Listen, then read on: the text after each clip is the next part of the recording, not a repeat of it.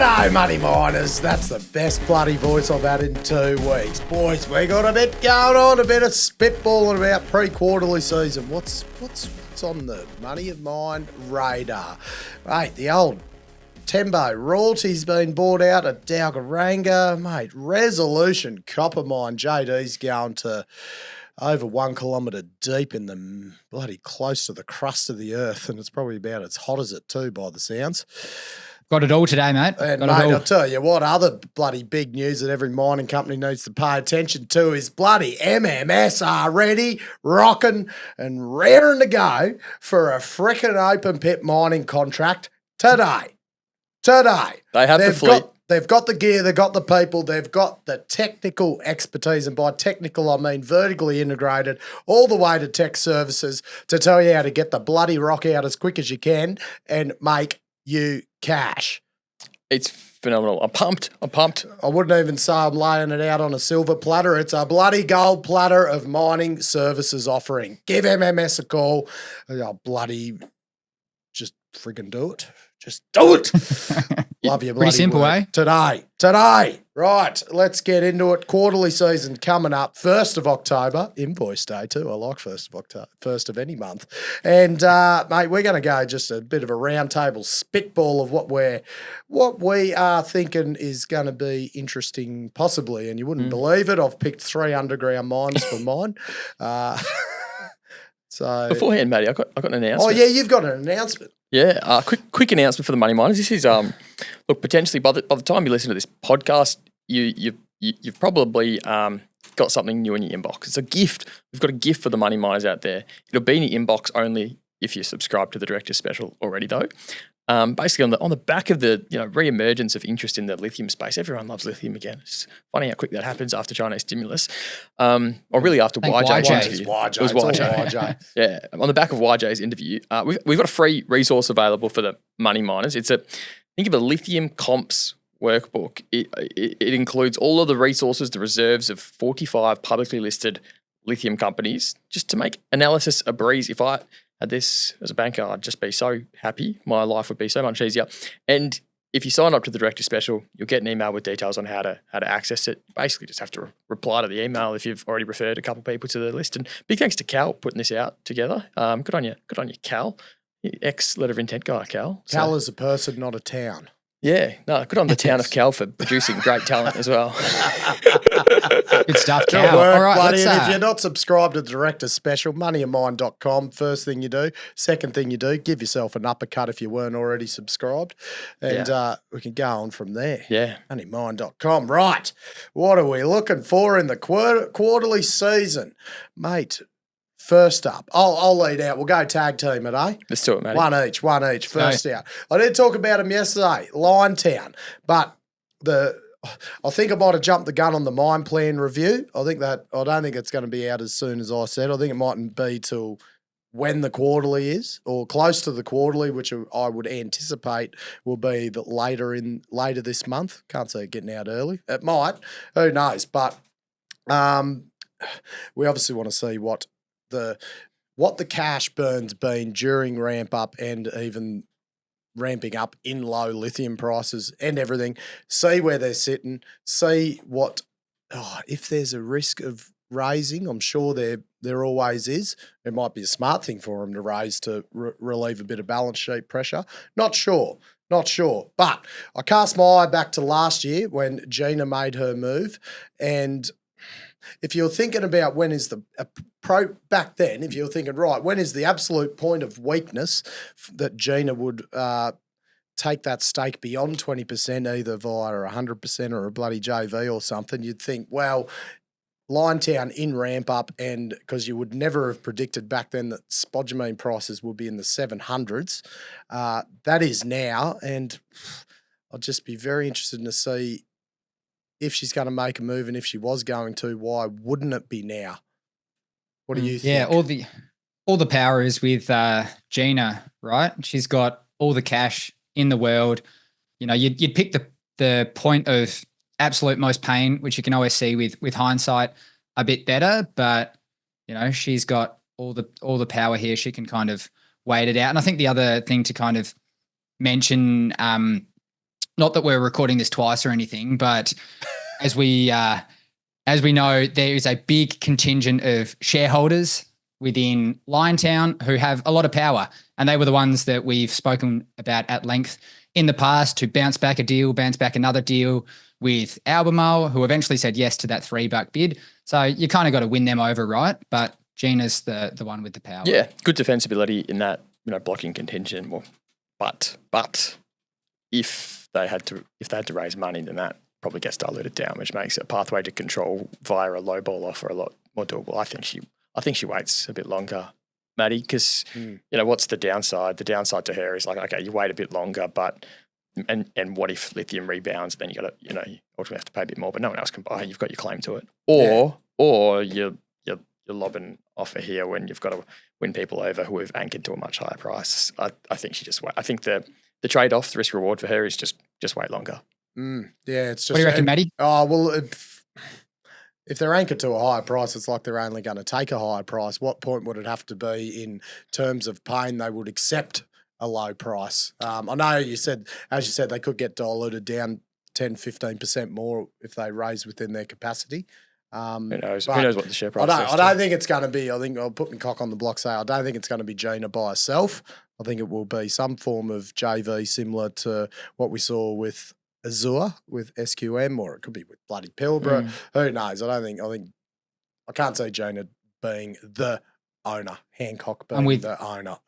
I'm with you there. Yeah. There's a scenario where there's a lot to play out, and they can still prove themselves as a profitable operator, and their operational delivery today it's been impressive from a distance, but there's a lot to play out. But if it got if the lithium market was depressed enough and their costs couldn't be profitable in a reasonable enough time frame, then if the alternative was a cap raise versus persuade Gina to provide a change of control at a reasonable kind of takeover premium, not like a silly one, then maybe that contingent and blocking shareholders would actually just be sensible about a premium that is okay rather than a crazy one, and they go with the Gina option. But a lot to play out until then. Yeah, it's very much so. But maybe like a Pilbara thing, if they got some Pilbara script and had some potential upside, that could be a Pilbara. I just think they've got a lot of their sort of like the capital they've got to allocate is kind of it's not set in stone, but a lot kind of has to still go out at their. Obviously, they've just taken the bite with Latin. They're still expanding. So I know they've got a big cash pile, but I think a bit of that is spoken for. I don't know. Obviously, they can do different kind of financing arrangements and these kind of things, but nothing's more. Well, I'll say nothing's more creative to them than just expanding their own operation organically. Very much so. Right, Trav, what do you got? Your first one, mate. I am looking out for cash flow of the gold companies, Maddie. Surely if there's ever a time to be printing money as a gold company, it's this quarter. I'm really hopeful, maybe too optimistic, that the gold companies are going to show tremendous revenue growth and also like free cash flow growth. I want their costs to be controlled. I don't want to see costs that have just trended upwards at a faster or same rate as the gold price has trended up. I want costs to be managed. I want them to be printing money, and I don't want cost creep. I think, and you think of what's happened, like the amount of curtailment across lithium, like mostly nickel and lithium, like the amount of workers injected in. I know they say, it's always rise. There's never rise, fall, but I know people aren't getting paid as much as they used to. Like it's all calmed down a bit. Surely that has to come through at some point. Now, wages is only one thing. Yeah. But even gold price has risen and there's it hasn't. We haven't seen inflation rise with the gold price. I think it's stabilised, if anything. So you'd think they'd be making more margin. Yeah. Your power's been not excessive the past quarter as well. I just kind of, I'd probably say to you, Trav, take a leaf out of Raleigh Finlayson's book and just temper your expectations, set them a bit lower, and maybe they'll get exceeded. Maybe they will. Maybe they will. Oh, JD, take it away, sunshine. A bit more vanilla, in line with what you're kind of saying there, Matty, about Liontown. I've gone for looking at the margins of the lithium players more broadly. A lot of people we've spoken with lately have said that one of the, WA spodumene producers will be the next one to kind of crack. We saw what happened with Mount Catlin not too long ago. Maybe there is an announcement, in line with the quarterlies coming out sort of at the end of this month about some of those operations. As we've spoken about in the past, some of them can, hide, if you like, the exact margins of some of these operations a bit better if they sit within a conglomerate or a bigger organization. But this has been a very tough quarter on the lithium price front. And, Greenbushes aside, I don't expect any of them to make money. Even Greenbushes won't be having a knockout quarter by any stretch. So let's just keep our eyes peeled on how they kind of perform this quarter and if there's any sort of big announcements to follow. Right, second stop of Matty's underground mining tour, Bellevue. I think I say them pre-quarterly every quarter. You don't have to travel far from Liontown to get. No, just down the road. Down the road. Probably say the same airport, mate. I believe this quarter and the next quarter it'll be interesting to see if they've approaching the point where they've got a good balance between the production and the production haulage and the development meters and the development haulage, the whole balance between development and production. As I said, like narrow vein, spread out mine, hard to, get 1 million tonne because it is bloody, you're not mining big stopes. So there's a lot of work and a lot of rinse and repeat to bloody get tonnages out of narrow vein. So waiting to see, hoping the infrastructure's caught up to the mining areas, the substations and the pumping stuff, there was comments about previously about, just getting everything caught up and distributed across all the mining fronts, just to create just that smoother mining operation. So they've obviously doubled down with saying they're aiming to hit 250,000 ounces by FY27, well before they've even got close to that sort of 200,000 ounce run rate. Guiding for 165 to 180,000 ounces for FY25. And look, previously they were going to, DFS said it's going to be 200,000 for the first 5 years. So, but share price has been, pretty hammered following that cap raise at $1.55.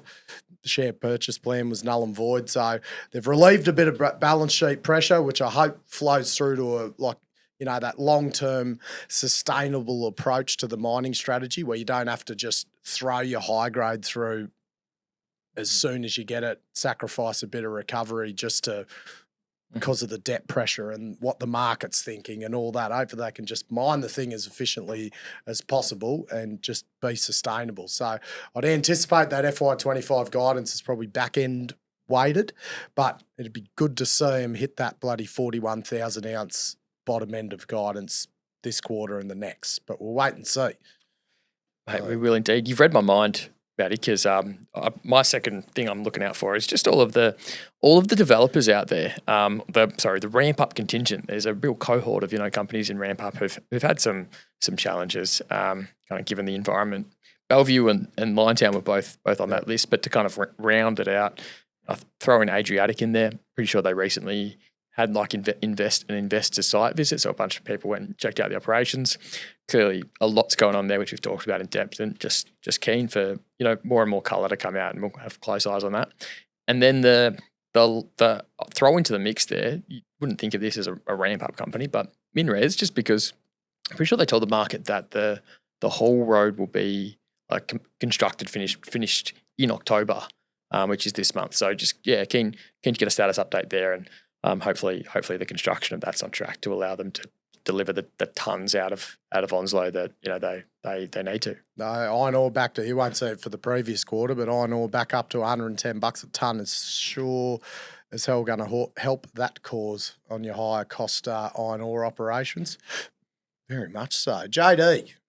Speaking of higher cost iron ore operations, I've gone a bit left field. I like what you guys have said and thought I'd try and think of something a bit different, but The smaller, again, higher cost iron ore operations is the next one that I'm looking out for this quarterly season. So companies like Phoenix, Mount Gibson, we've spoken about a couple times in the past, Grange, even Champion Iron, they're a bit different to the others, but these guys tend to have quite a bit of cash, given that the quarters and years gone by have been pretty friendly to them. But that talk works, in the opposite way as well. And I'd expect this quarter just gone to be, substantially worse than the quarters prior, because their margins have just gotten smashed. But that said, again, they've got a lot of cash. Mount Gibson, for one, has spoken about venturing out into base metals and other sorts of things. They've got a small buyback program in effect now.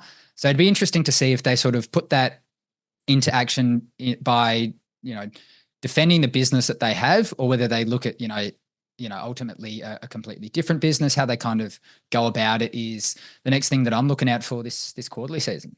Very good. Trav, you're next. I'm leaving myself my third to last. Can I reveal something to the money miners? What's it? We're recording this for a second time because we butchered the recording the first time, but it actually feels like I'm listening back to one of our podcast episodes because we're just repeating ourselves. It feels like we're literally saying the same thing.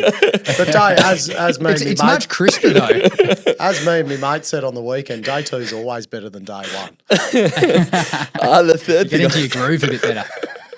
The third thing I'm looking out for is I'm really keen to see this theme of cost moderation for all of the the mining companies out there, that they have a project, they've got something, but they don't have cash flows, so that they're moving the needle forward. But I just want to see them really moderating their costs and really conscious of their burn rates, right? Because for these companies, their share price is their cost of capital. That's like you have to have way more dilution in order to keep keeping the lights on. The lower and lower your share price goes. So in those sort of environments, I think it's just so important to just taper your costs as much as possible, avoid excessive dilution, and prove that to shareholders in these quarterlies. Highlight it. Keep it as something that you measure and you're proud of, and you communicate to shareholders. Of course, and the other one too, it's the same thing. But remember last quarter, we sort of we flagged to the mining industry. We were really keen to see some improvement in waterfall charts, and they made the industry listen. They delivered. Waterfall charts got way better. They were really solid last quarter. So I just want to see consistency there as well. Keep the waterfall charts on crisp. Keep them crisp. Keep it bloody gold stars. We'll give you a gold star on your forehead. Bloody JD, I don't think you did this one last attempt. So no, it didn't make the cut, but I'll chuck it in now. The third thing I'm looking out for, fellas, is the met coal players. So we've gone a little quiet on them. The met coal prices, really peeled off. So again, similar to the iron ore story, the earnings won't be anywhere near as good as it was last quarter round. But like Whitehaven, Coronado, Stanmore, there are a couple of companies I'm quite keen to see how they're performing, mainly on the cost side. Obviously with these more bulk players, a lot of that has to do with how many tons they are getting out the ground and moving. But yeah, just keen to see them managing it on that side. Not expecting bumper profits or anything like that. But I think there's, as we've been over in the past, a good setup for that commodity, and keen to see these guys, or the management teams and the operations there, just bed down some quarters of solid production. You think is it time for Whitehaven to start delivering the goods on Blackwater Dornier? Well, it'll be the first full quarter that they've had it. I mean, they picked it up in the first couple of days of April. So I think there's a period of getting familiar with an asset. I think even half a year is a bit too soon to kind of say. I think Metals Acquisition Corp, obviously a completely different style of deposit and mine, but you see it takes a while to get into the groove of a new operation and a new sort of team. One thing I am sort of looking out for, which they've sort of spoken to in the past, is sort of trimming the sort of size of the team and the size of the cost base down to a more appropriate kind of Whitehaven size, as opposed to a BMA, or BHB, if you like, kind of cost base. So that is something I've got my eyes peeled on. I think they've already proven themselves just in being able to execute the 20% sell down at a phenomenal valuation relative to what they paid for it. To me, that's they've kind of de-risked things massively with that sell down. Yeah, I mean, on a financial side, pretty much full marks, but hopefully they can just operate it just as well, or even better, really. So that's on the operational side the thing to look out for. Very good. Final stop in Maddie's underground mining tour. I'm like washed up these days. I feel I'm trying to keep in contact with the underground mining industry. Oric Bander, $1.16 billion market cap now, and I think, I swear, I know there's a bit going on with CapEx spend and everything with Sandvik, but I think it's time to see some sort of free cash flow build to backfill a bit of this evaluation. Like, yes, they haven't made money yet, but they've never had a good chunk of underground feed going into the mill, and they should have a lot more of that this quarter coming out of Riverina. So they're guiding 100 to 110,000 ounces this financial year, with all-in sustaining cost of about 2050 or something. So gold price at record highs, even though they're in development mode for Sand King and not commencing stoping for next year. And looking at what did they get last quarter? They got 19 and a bit thousand ounces last quarter. So surely they're going to you see the upward trend. Surely they can get start approaching that bottom end of guidance, that 25,000 ounces. But you look at the waterfall chart last quarter, that West Farmers JV proceeds saved them again, even though there were one-off Q4 payments. There's always some one-off payment that rocks up usually.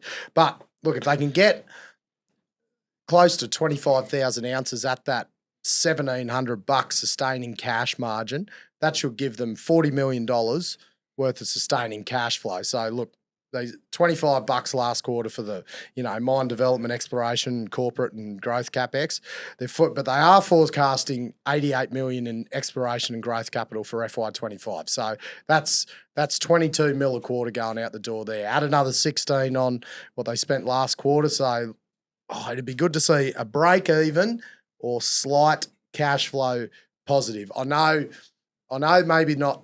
You can't just go off that guidance and divide it by 4, because the Sand King ore development will be coming in December quarter, then possibly stoping before the end of next year. So it will be, again, back-end weighted with the underground feed. But, yeah, I think the market will want to see some sort of break even, or, God, imagine if they made cash. Should be a $3,700 realised sale price on your gold, or close to.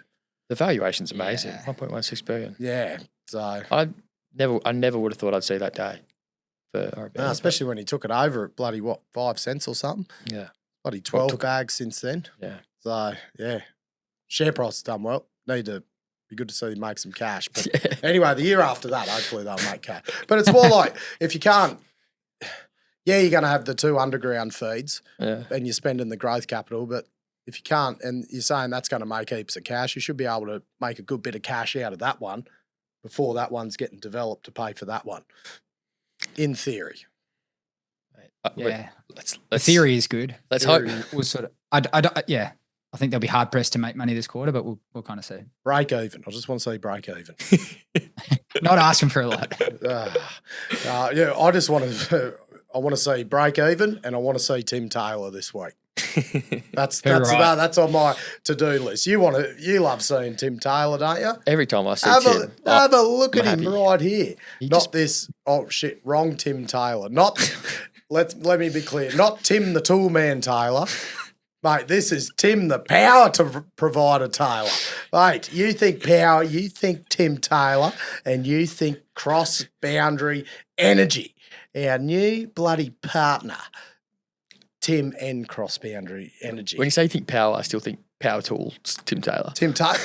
Yeah, quite fitting. Mate, independent power producers that have been there and done it in Africa. And, mate, they've been in Australia 18 months and they're ready. So they crossed the boundary of the Indian Ocean. They did cross the boundaries, Trav. Maybe Maybe, well, I think they were called that before they crossed the boundary. Yeah. Who knows? But, mate, hybrid power stations are the thing these days, boys.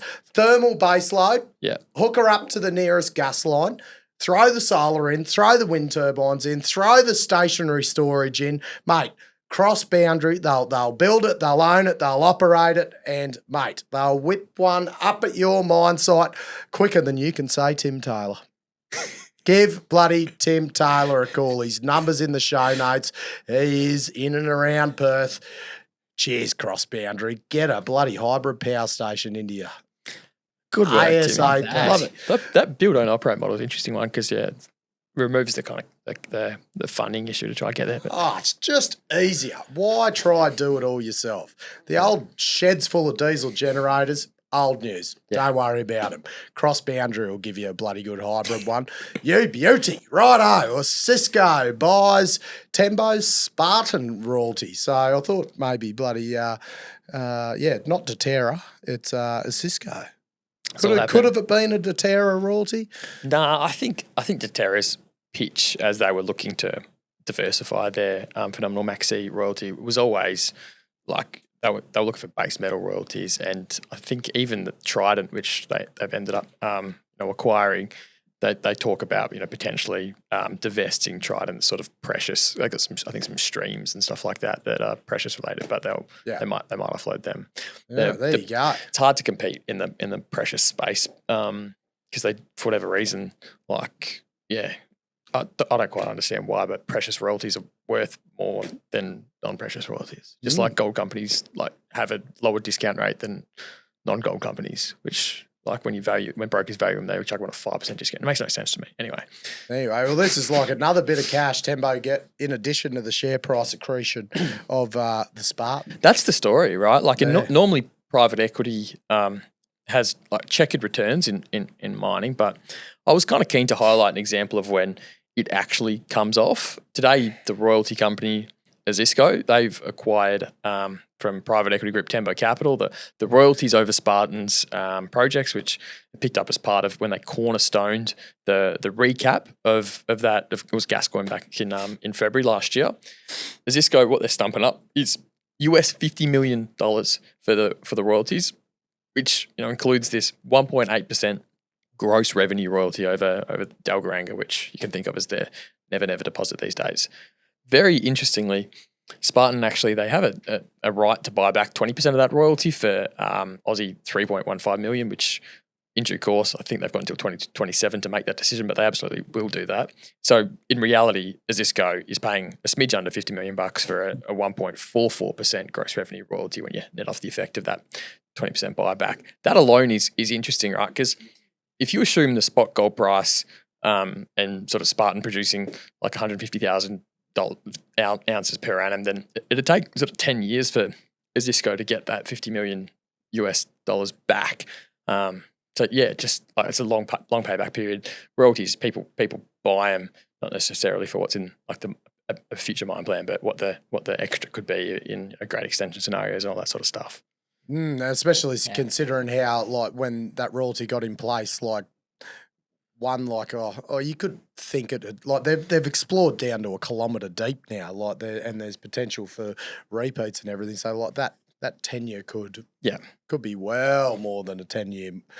You would anticipate it to be much longer than a 10-year mine life. Put it that way. It's funny you hear Pierre Lasson talk about starting Franco Nevada, and he's like, the best deal I ever did was the first royalty deal, and he paid $2 million for the royalty, which is now just printed, God knows how much, but it's the cornerstone asset of Franco Nevada's portfolio. Just two with shitload more zeros. Yeah. Because they found heaps of gold. Obviously, this is a sort of, like all the kind of NSR royalties we talk about, it's the top line as well. So gold keeps carrying away and you're just chalking off a percent of that can be a beautiful thing in due time. Exactly. The more fascinating part of the deal to me is this stellar return of Tembo's in a short period of time. If you go back to the start of 2023, Spartan was still called Gascoigne, and they were suspended from from quotation on ASX boards because they were working through a recapitalisation after making the tough call to switch off the mill at Dalgaranga. So like they were in suspension trying to put this recap together, and like when you turn off the mill, there's like, you know, I think that debt they had to get rid of. You got a bunch of one-off costs because like a bunch of contracts get terminated and your staff people get paid out, all that sort of stuff. So you've got to get money to make all that happen. And it appeared from the outside like it was pretty hard work for them to actually raise the money they needed to, because no one wanted to touch Gascoyne. Every investor in WA gold had lost money, and a lot of money, on Gascoyne already. But the thing that was different was the fact that Never Never had already been like discovered, I think like 5 months earlier, and they were still drilling it out and proving it out. But herein was the opportunity for the sort of savvy investor or private equity group such as Tembo, because they came in and they cornerstoned the $50 million recap of Gascoyne's by underwriting a $22.6 million check. That consisted of $16.3 million to buy shares at 10 cents each in the recap, plus a $6.3 million check for the royalties which we're talking about in this story here, all in Aussie dollars there. Yeah, and then because I think I'll go through it in a bit, like the Never Never resource, I think they had 300,000 ounces just coming up before the recap. Yep. So that was the selling point. Like, potentially got this. Totally. Yeah, totally. And the rebrand had begun. And the recap was interesting because you cleaned up the balance sheet. You properly capitalized the company with enough cash to prove out this like sexy new discovery, but it was still a pretty unloved company because of the history that Gascoyne had, the underwhelming history that Gascoyne had. And Gascoyne soon became Spartan. Spartan raised a lot more money as Never Never grew, but Tembo never tipped in any more money. They did sell a block of 47 million shares at 89 cents back in May of this year. To Ramelius, right? But they held on to the rest, which today is 9.95% of the company, and that's valued at about $152 million in Australian bucks. So while Tembo still holds those shares, I did some math on what their kind of mark-to-market return has been on their Spartan investment. This math is before taking into account kind of tax or transaction costs, but like on the shares alone, that $16.3 million investment has delivered them a 435% IRR and a 12.2 times multiple on their money in roughly 18 months. Bloody hell. That the royalty investment is not dissimilar either. That $6.3 million just sold for US $50 million, which is a 362% IRR and an 11.5 times multiple on money again in 18 months. God, how good is that? No matter how you cut it, it's a remarkable return in the world of mining investment. And like it's not like all PEs that way. In fact, Tembo in the same period of time have had some doozies in like Strandline and bloody True North. And yeah, so it's not these are the exceptions, not the rules. But I think there are some takeaways from it too. Like just kind of observing it. Like, what do you think, JD? I think the contrarianism really stands out. And like you said, Gascoyne at the time, what became Spartan, was just so hated. And I remember well into 2023, so 6 months plus after the recapitalization of the business, which is in and of itself, a year plus, almost 18 months from when Never Never had first been hit. And people didn't even want to say the name Gascoyne. That's what really stood out. That sort of contrarianism. Obviously, gold was perhaps a little less loved, but gold was by no means in the doghouse. But the asset, the company itself, was just so hated, and these guys, took that risk, and they deserve full credit for the returns they've delivered on this one, because they went somewhere where a lot of other people didn't want to go. No, I think the royalty was the thing they had to they got bent over for a bit. Like they had the recap, but the royalty they had to give to Tembo and the one to Deutsche Peloton, that was sort of the... Let's not get into that one. We don't want to do it, but we've got no choice. Isn't that fascinating, right? Because there was a choice, to be clear on. Yeah, I remember I think there were part. It sounded like there were offers, but they were even worse. Tembo dictate the price, right? They dictated the price when they cornerstone the investment, and that's how you can get it away at what was pretty much like a 50% discount to what it last traded at. Like if you there, and as you said, like gold wasn't hated then. Like it just wasn't near as bloody where it is now. Like the price was, God, it was just above $3,000 an ounce, I think. Can't remember actually, but it definitely wasn't friggin' 3,800 Aussie. No. That's for sure. But so, because you imagine, say if this happened today, I don't know, you can't. This is not an apples sort of thing, but say the whole Gascoigne thing happened, you did have that infrastructure there. As I said, they had 300,000 ounces in resource at 4.6 grams. They were releasing hits just before it of 18.5 metres at 17.9 grams, 300 odd metres downhole. So, like, do you think today, with all that at this gold price, you would have struggled to get 50 million in the door to keep it going? Would have been a bit different, I think. It would be different. It's always easy in hindsight to reconcile kind of when the consensus was wrong, and like recognise that, you know, maybe there's something more exciting here than the market's attributing. But what I put to you is like, what if there was a new gold discovery at Wiluna tomorrow and they had to raise a bunch of money and kind of, you know, fund the drill out of that? I still think you would have a lot of typical kind of, you know, gold investors out there, funds who are just like, no, I can't touch that. I'm not putting any money in. I'm not going to be the next Wiluna guy. Yeah, because certain projects have certain reputations of just destroying capital, and Dalgaranga was one of those. But the thing that changed was a new discovery. Wiluna's done it one or two more times. Yeah. Than Dalgaranga did. The lesson is not that the next opportunity is going to be a gold company with a mine that wasn't getting the recoveries up, that was lower grade, that discovers, you know, a higher grade deposit 400 meters nearby. That is way too simple. And every fundy under the sun, every retail investor would cotton on. It's going to be in a different part of the world. It'll be a different commodity. It will be a different situation with, you know, rhythms that are the same, you know, similarities into it. And that's what the, you know, investors out there, like, you know, ourselves included, need to be aware of. That's the lesson to take away, because the opportunity is never going to be carbon copy of what's gone by. No. The other lesson I take away too, JD, is like you can afford to be patient in these markets, because there will be opportunities to like invest when absolutely everything is kind of in your favor and your downside is so protected.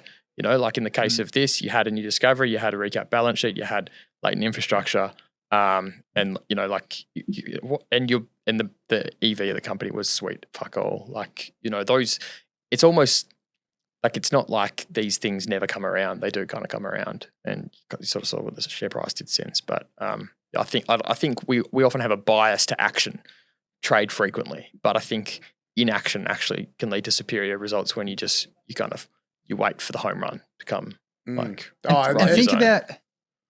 think about the negotiation itself, managing to do it at a 50% discount to the last close. Like the turns that they've earned, you know, the extra multiples on their money by dictating what to them was obviously such good turns, has proved to be phenomenal. Like the returns are so different if they're done it at 14 cents, 12 cents, 10 cents.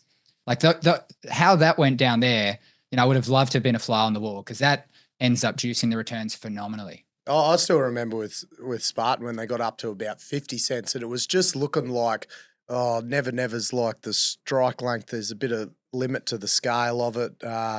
The lateral discoveries, I think one of them didn't prove up. I forget which one. Patient Wolf. Patient Wolf, yeah. And it was like, oh, gee, this is probably but then they, you know, drilled deep and never pinched, blew out in strike a bit. And it just kept going. Then gold price ripped, and bloody, it's nearly tripled since then. It's like, dumbass. And Matthew. Pepper. Then that sort of added another lens to it. So not at the same scale, but yeah, God, the bloody good patience for people that bloody hung in there. Good on you. Bloody brilliant. And it's interesting. It's I know it's chopping around a bit at the moment anyway, but it's down nearly 5% today, a bit more than some of the other goals. Like, what's the read through on?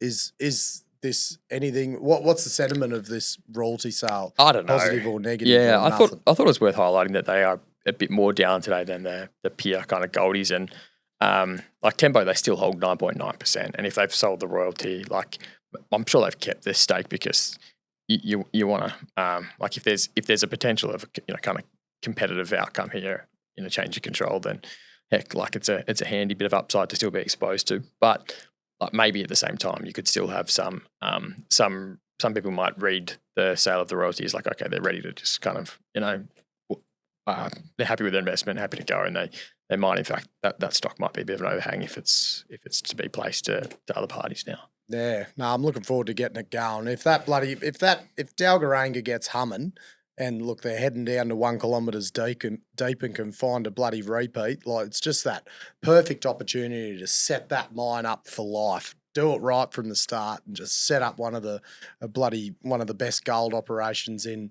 WA. Because you can set it up good. You don't want people leaving because it's shit. And that's why Grounded need to get up there, boys, and make that camp bigger and better. Mate, for the long term. Tell me about this. Tell me, bloody, mate, we're bloody another mob. Bloody, I love talking about people. Have a look at this bloke. This is Mr. Grounded. Paul Natoli, the most trustworthy mining camp and infrastructure developer in Australia. I believe that. That is him. I've heard that from multiple people. Like, you can either skimp on your camp, have a bare bones bloody Donga shit show, or get Paulie and the bloody Grounded team up there to sex up the living shit out of your mine site so that no one ever leaves. Mate, how do you get good people if you don't have a bloody good camp? Oh, exactly. Mate, Grounded, they make the camps that bloody good. You don't want to leave. People don't even want to go home and see their family. No. Like, they just stay up there on break. Like, they are that bloody good. Be like Albemarle, be like Fortescue, be like BHP, Rio, shitload of other mobs that get bloody grounded. You can build your camp, refurbish the camp, your workshops, your offices, anything that is on top of dirt, Grounded bloody sorted out for you. Oh, mate, I can't bloody. How good looking is that bloke? Oh, what a champion. Oh, love your bloody work, Grounded. Righto, JD. We're heading deep, we're heading hot, we're heading to Resolution Copper Mine. We are, mate. I'm keen to talk about a bit of copper. So, Resolution is a fascinating joint venture between Rio and BHP, and why I think it's so interesting, and I think the money miners will as well, is it sort of encapsulates all the challenges with mining in the Western world in one project. You've got permitting delays that have gone on over a decade. You've got challenges getting all the various stakeholders on board. You've got a 25 plus year timeline from when you first hit the copper till you potentially are producing copper. And, this is for a copper mine. It's not a thermal coal mine. It's deep, it's challenging, but it's in America. It's in line with all the kind of thinking that the governments have been saying. So for those sorts of reasons, I think I'm kind of keen to chat about it with you guys. Righto, mate. Tell us a bit about Resolution. It's very unique in a way, and how the fuck they find these things is bloody beyond me. But anyway. It is. It's a super sort of fascinating project. So the kind of overview of the project itself is it sits 60 miles east of Phoenix, discovered back in 1995 in a historic mining area. So Rio and BHP formed this Resolution joint venture. It's 55% Rio, 45% BHP in the early 2000s. BHP had done a big deal, a $3.2 billion deal to buy Magma Superior at the very tail end of 1995, early 96. Sort of turned out to be a real duster of an investment, but that's kind of how they got their tie in the region. I had no idea about that deal. I'm going to have to look into that one, JD. Mate, I was reading some fascinating stuff, Trevor Sykes articles and stuff from the late 1990s. Some really interesting stuff. They're talking about selling it less than 2 years after spending all that money on it. So it did actually come with a couple of South American copper assets too, but the the North American assets were real dusters for them. But in 1995, some geos sunk a hole and they discovered this ore body. So it sits between 1,500 meters and 2,100 meters below surface. It's got a resource of 1.7 billion tons at 1.5% copper. So the JV wants to produce 400,000 tons of copper per annum, which could account for about 25% of the USA's copper needs. And they want to do the smelting in country as well. The mine method is a potential block cave. Now, that ties in with a lot of the kind of challenges, but is, it's obviously the only kind of economic means of extracting this type of this type of ore body. So there's a couple shafts that are there. Like one of them was pushed down a bit deeper. It was initially sort of sunk in the early 1970s. So there's a bit of piggybacking going on that infrastructure that was there from back in the day, with a few more shafts that need to be sunk. So the group has spent over $2 billion US already, a good portion on engineering, but a decent amount has gone into infrastructure. All the meanwhile, they're sort of working on that permitting in the background. That's the thing. Whenever I hear resolution, I always just get the jitters down the spine, because it's just a permitting nightmare. There's so many different First Nations groups, and that has with all of the kind of the land disturbance that's required with the operation, you just know it's been held up forever. And to me, it's never seemed like they're really getting very far. But as the tide turned, mate. I think, and the fact that it's like just, notorious, they say, underground mines are less disturbance, yada, yada, yada, but not when they're a block cave, because that's just a big, massive sinkhole that is created on the surface forever, that keeps sinking, and I assume they'd backfill it and everything, but that is essentially a big pit on the surface due to the subsidence. Get a crater. Yeah, essentially, and it just bloody keeps going. So what you two guys have just said there is the crux of the problem. They're talking about an area of disturbance that's kind of 2 miles long, Maddie, that will sink 300 meters down. Jesus. over a long period of time. Like, this is an initial 40-year mine life. Jakob Salzman talks about 50, 60, 70 years. So it'll take a while. But what sits above it is this land that belongs to America. And that's at the kind of core of this land exchange that needs to take place before they can undertake further construction and mining. And that land, Oak Flats, is what the Native American groups, which you spoke to there, Trav, say is sacred ground to them, and where they don't want disturbance. Plus, there's a couple sort of water concerns which Rio sort of think they've addressed, but is still sort of mentioned by these Native American groups. But to kind of put it all in a nutshell, this permitting process is the holdup. It started in sort of 2013. There was a lot of back and forth with the USFS. They published this final environmental impact statement in 21. Then you had this other government department come in and say it needs to be rescinded. They need to do a bit more work on it. But they're getting close, and Rio think they're quite confident they can do this land exchange, which is essentially just Rio giving some land to the federal government in exchange for that land that sits above the deposit, which they need for the mine. There has been cases in the US appeals court for some time, but they initially got approval in 2014 pending the EIS, and this was upheld again earlier this year. So that sort of speaks to why Rio are a bit more confident that after 20 plus years, this thing will be mined before the end of the decade. Oh, it's like, I looked at your the shaft there, piggybacking off is from the magma mine, which sounds friggin' hot. It's like a garden well that had a lot of water. Anything with magma, you'd assume's bloody hot. Well, I'm guessing magma because there's like some volcanic thing, but that's the same thing that puts the bloody copper there in the first place. Yeah, well, exactly. God, bloody so rude, isn't it? But then, because you got the rock temperature heat, but then you got the auto compression of the air. There will be some, mate. Talk about the biggest friggin' refrigeration system you'd have to put in to cool that joint down that deep. 100%. Yes. Some of the articles were talking about 150 degrees Fahrenheit down there. So That's that an is oven. Oh, that'd be, I'd assume that's probably, what's 150 degrees Fahrenheit? What's that, about 50 degrees or something? a bit 40 more, or I think. 50?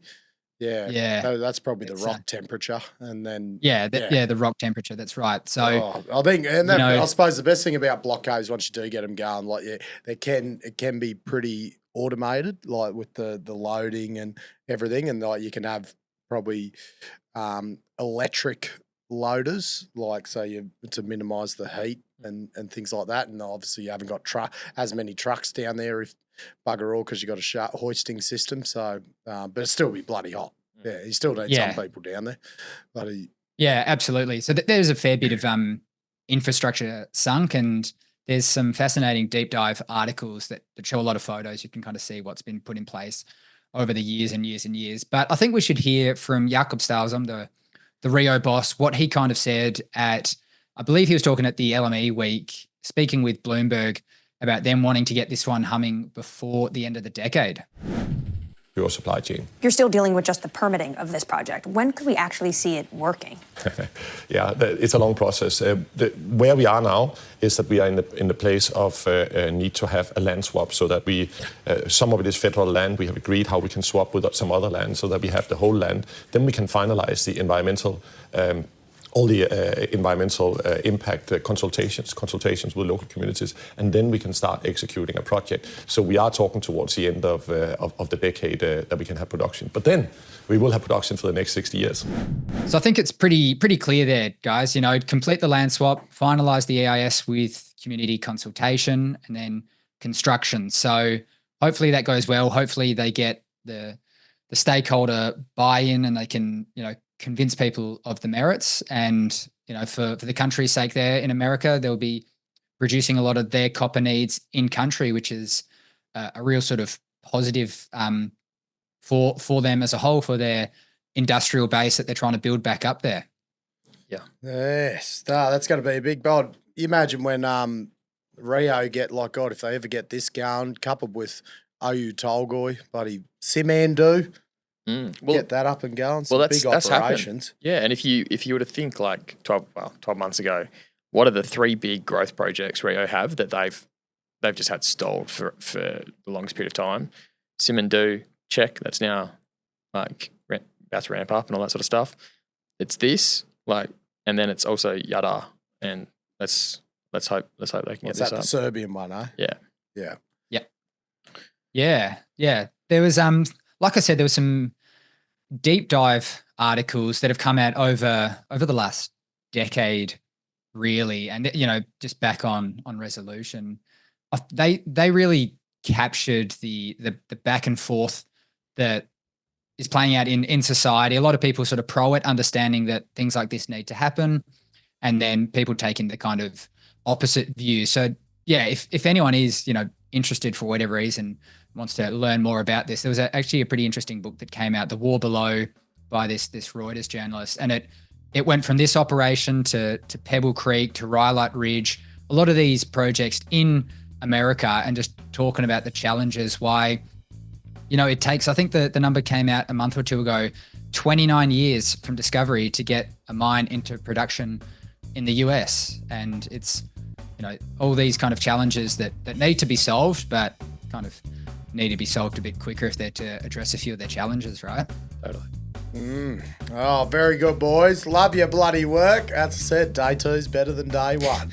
But nothing is better than bloody getting a contract with MMS right now today. Gear people ready to move dirt and tell you exactly how to do it.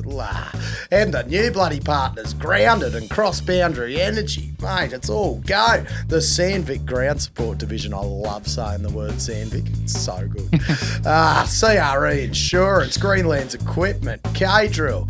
Got a couple of old-timers coming back to say good day, and MMTS and Australian Earthworks and Haulage, part of the Anytime Exploration Fingers in Pies group. Love it. Love your bloody work, and our great friends at Spark.